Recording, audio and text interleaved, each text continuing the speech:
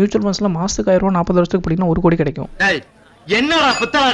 எக்ஸாம்பிளுக்கு இந்த mutual fund கால்குலேட்டரில் மாதத்துக்கு 1000 ரூபா வச்சு 40 இயர்ஸ் டியூரேஷனில் 12% இன்ட்ரெஸ்ட் ரேட் அப்படின்னு வச்சோம்னா 97 லட்சத்துக்கு மேலே வருது. ஆனால் பாயிண்ட் என்னன்னா இதில் 12% இன்ட்ரெஸ்ட் எல்லா வருஷத்துக்கும் கிடைக்கணும். கம்மியாகுமான்னு கேட்டிங்கன்னா நிறைய நடந்திருக்குது.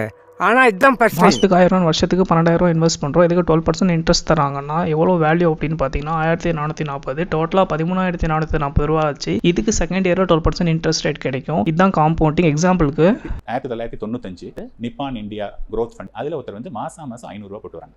போட்ட தொகை 1,69,000. இப்போ அந்த மணி 1 கோடி ரூபாய். ஏன் திமுங்களா எப்படி?